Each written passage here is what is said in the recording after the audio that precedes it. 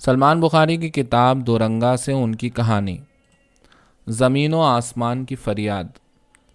کبھی یہ گاؤں بھی ہرا بھرا تھا، یہاں بھی پانی اور دھان کی فراوانی تھی، مگر کچھ ماہ پہلے یہاں ایسا قحط آیا تھا جس نے پورے گاؤں کو موت کے منہ میں دھکیل دیا تھا۔ پورا گاؤں بارش کی آس لیے بھوک اور پیاس کے ہاتھوں ایک ایک کر کے مرتا چلا جا رہا تھا۔ کوئی نہ جانتا تھا کب آسمان سے پانی کی بوندیں ٹپکیں گی اور غریب بھوکے پیاسے گاؤں کے باسیوں کی پیاس بجھے گی۔ آہستہ آہستہ اس گاؤں کے رہنے والے بھوکے رہنے کے عادی ہو چکے تھے۔ انہیں ایک وقت میں جو روکھا سوکھا ملتا وہ اسے کھا کے ہر روز اپنی جانب بڑھتی موت کا انتظار کرتے مایوسی میں زندگی بتانے لگے تھے۔ کچھ ہفتوں سے گاؤں کے تمام کنویں بھی سوکھ چکے تھے، دریا اور تالاب کا دور دور تک کوئی نشان بھی باقی نہ بچا تھا۔ سانپ بچھو چھپکلیاں بھی پیاس کے مارے زبان باہر نکالے بارش کا انتظار کرتے ہر روز مر رہے تھے۔ اسی اداس گاؤں میں ایک جھونپڑی میں ایک لڑکی رہا کرتی تھی جس کا نام آبیہ تھا۔ آبیہ بھی بھوک اور پیاس برداشت کر کر کے سوکھ کے کانٹا بن چکی تھی، مگر ہر روز وہ رات سونے سے پہلے آسمان کی طرف دیکھ کر آسمان سے پانی برسنے کی دعا کرتی، مگر ہر بار اگلا دن اور گرم ہوتا اور اس کی پسلیاں بھوک اور پیاس کی شدت سے اور زیادہ چٹکنے لگتیں۔ پانی کا دور دور تک کوئی نشان نہ تھا۔ سوکھا آسمان، سوکھی زمین دیکھ دیکھ کر آبیہ تھک کر نڈھال ہو چکی تھی۔ اس کی ماں اور باپ دن بھر جگہ جگہ خوراک اور پانی کھوجتے، کبھی ان کے ہاتھ مرا ہوا چوہا لگتا، کبھی کوئی چھپکلی اور کبھی سانپ۔ بھیڑ بکریاں مرغیاں گائے تو پچھلے سال ہی سب مر کھپ چکے تھے اور وہ سب انہیں کھا بھی چکے تھے۔ سارا گاؤں اب کسی معجزے کے انتظار میں تھا کہ شاید بارش برسے، سب کنویں بھر جائیں، پھر سے ان کا گاؤں ہرا بھرا ہو جائے اور انہیں 2 وقت پیٹ بھر کھانا نصیب ہو سکے۔ مگر بارش کا دور دور تک کوئی نام و نشان نہ تھا۔ پچھلے 100 سال میں ان کے گاؤں میں کبھی ایسا قحط نہ آیا تھا۔ اس گاؤں سے ہزاروں میل دور ایک اور گاؤں بھی تھا جس میں پچھلے 25 دن سے موسلا دھار بارش برس رہی تھی۔ پورا گاؤں زیر آب آ چکا تھا۔ بچے بوڑھے عورتیں ہر دن موت کے منہ میں جا رہے تھے، کوئی پرسان حال نہ تھا۔ اسی گاؤں میں ایک بچہ رہا کرتا تھا جس کا نام سارن تھا۔ سارن اور اس کا کنبہ بارش اور سیلاب کی زیادتی کی وجہ سے ایک ٹیلے پر بسیرا کیے ہوئے تھا۔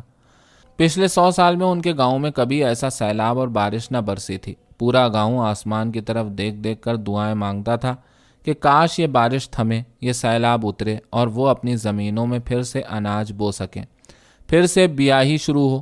مگر بارش ہر روز اور تیز ہو جاتی اور پانی آہستہ آہستہ اس ٹیلے کی اونچائی تک بڑھ رہا تھا جس پر سارن اس کا کنبہ جان بچا کر دب کے بیٹھے تھے۔ بارش کا یہ سلسلہ نہ رکا تو 1-2 روز میں ان کی موت یقینی تھی۔ گاؤں سے ہزاروں میل دور ایک پرشکو شہر تھا۔ وہاں کا آسمان کالے دھوئیں سے اتنا بھر چکا تھا کہ دن اور رات کا فرق ختم ہو چکا تھا۔ وہ عرصہ دراز سے رات گئے تک کام کرنے کا عادی تھا۔ کچھ عرصے سے پورا شہر کھانسی کی لپیٹ میں تھا، ہر کوئی کھانس رہا تھا۔ کھانسی کا حملہ اتنا شدید تھا کہ ایک اونچی آواز کی طرح پورا شہر مل کر کھانستا، جس سے یوں لگتا ہے جیسے بہت سے لوگ مل کر تالیاں پیٹ رہے ہوں۔ کھانسی کی گھنگرت سے شہر کی شیشے کی کھڑکیاں ٹوٹ گئی تھیں، مگر کھانسی کا حملہ تھمنے کا نام نہ لیتا تھا۔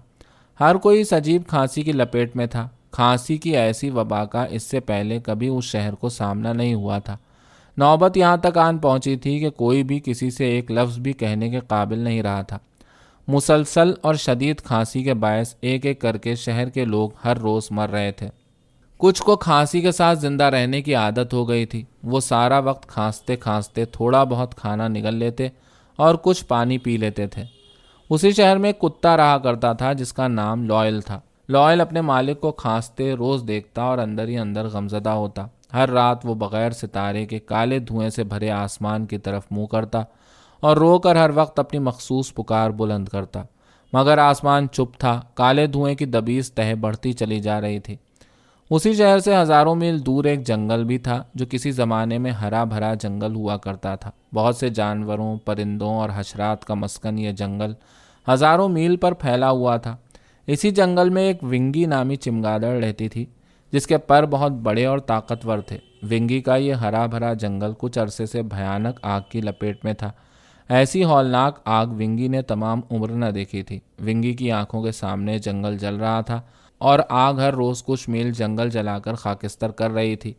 وہ بے بسی سے جلتے جنگل کے اوپر ادھر سے ادھر اڑتی تھی۔ اس کی آنکھوں کے سامنے بے شمار معصوم جانور اور پرندے آگ کی لپیٹ میں آ کر ایک ایک کر کے مر رہے تھے۔